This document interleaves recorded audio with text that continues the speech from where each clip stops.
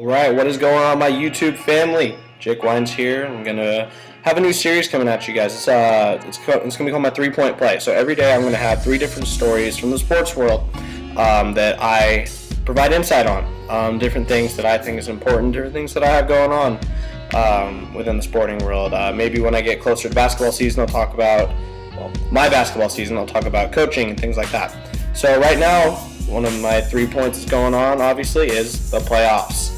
Playoffs are going on right now, and there are a bunch of interesting storylines from the Pacers, Knicks, back in the 1990s when it was Reggie versus the Knicks, Reggie versus Starks, Reggie versus everyone on the Knicks, pretty much. They all hated each other. So that's super awesome and interesting with all that stuff going on.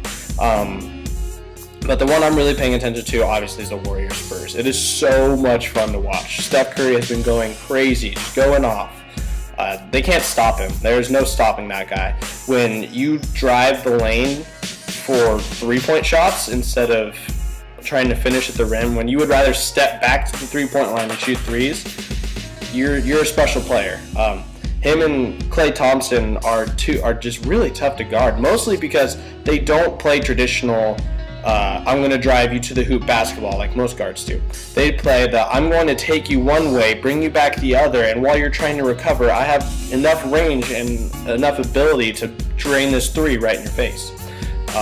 So it's difficult. And with Mark Jackson being a new coach, he has sets that he hasn't run all year that no one's seen yet, that he has saved in his back pocket for right now. Like there was a set last night where Klay Thompson ran Manu Ginobili off the screen and ran him perfectly off the screen. Got buried by Festus Ezeli and just bucketed the three back when Klay was going 8 for 9 from 3.5, which is ridiculous.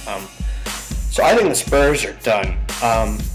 And I don't like to say that about the Spurs because they've proved me wrong so many different times, but they can't guard them. There's no one on that team that can match up with Steph Curry other than Kawhi Leonard, but he can't play the whole game. And when you put Kawhi Leonard on Steph Curry, you have Danny Green guarding Klay Thompson. And they have Danny Green guarding Klay Thompson. And when that happens, who's going to guard Jarrett Jack if he's in the game? Who's going to guard Harrison Barnes? Like there's so many matchup problems that the Warriors pose to the Spurs. And they don't have very many matchup problems that they pose the other way to the Warriors. Like, only team that I would the only really factor that they have had is Tony Parker can whip Steph Curry off the dribble. But that can only get you so far. He can't score every bucket, whereas the Warriors really have a balanced attack. So that's one thing I'm really looking for, especially going into the games at Oracle. I don't think the Spurs will win a game, but let me know what you guys think. Let me know if you think the Spurs are out of it. Let me know if you think it's just getting started, if it's going to be a long series. Obviously, the Heat are just absolutely ridiculous right now. They took the Bulls lightly in the first game, and Eric Spoelstra made sure that did not happen again. They were just as physical and not trashy and dirty and cheap like the Bulls have been. I'm a huge Tom Thibodeau fan. Ever since he was the assistant coach that helped the Celtics win the championship. I'm a Celtics fan, if you don't know.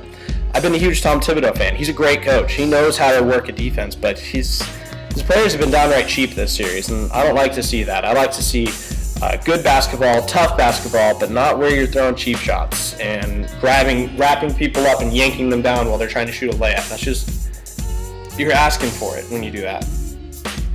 My next point 2, is going to be, I'm going to talk about the Lakers offseason, what they need to do, because they need to do a lot, especially with Pau Gasol undergoing knee surgery today. If you did not see, I'll link a story to it down in the description, but the basics of it is Pau Gasol went in for surgery on his knees. He has chronic tendonitis in both knees.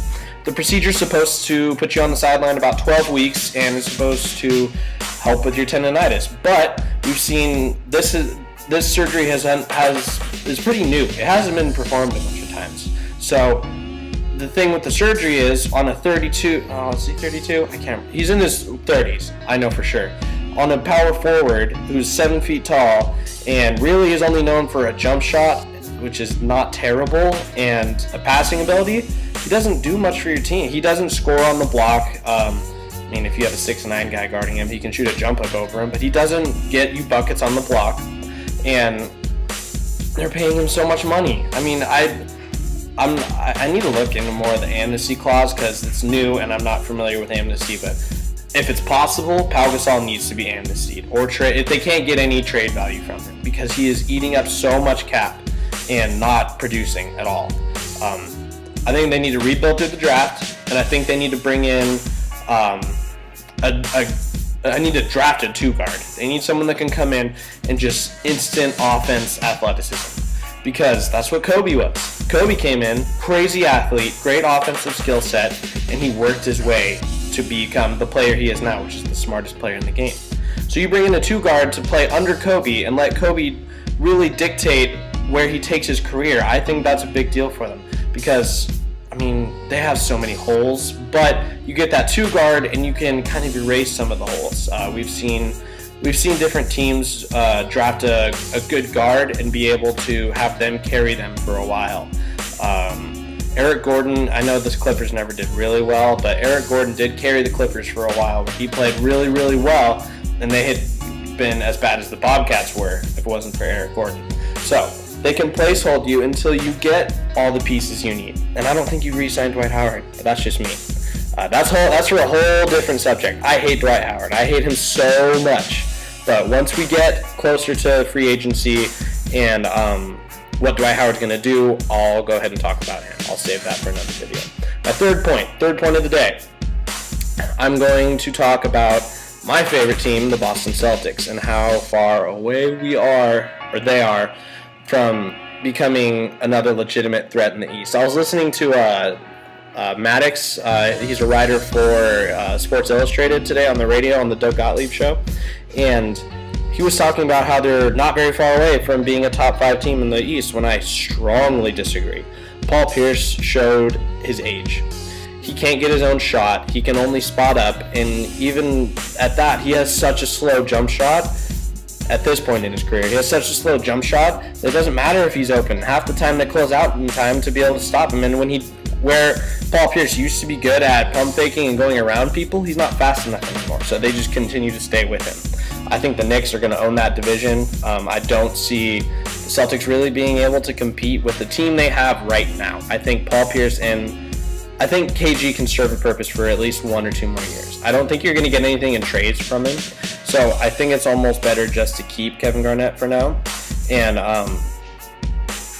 get rid of Paul Pierce, because then you let Jeff Green play 35 minutes a game, and he's the second best player on that team, and it's not close. But you do have Jared Sullinger coming back. Fab Melo didn't really turn into anything. He probably will never play for the Celtics.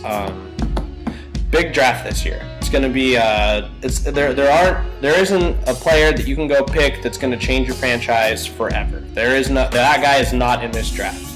I've been wrong about it before, but I'm pretty confident in saying that. But there are plenty of players that will serve a great purpose, especially to a team like the Celtics, where you're trying to build around Rondo, who can make plays for anyone. I think that you need to get a power forward, because the Celtics do not. Brandon Bass, I have zero faith in. Jared Sullinger, he's not bad, but he's not athletic, and he's not a standalone great player.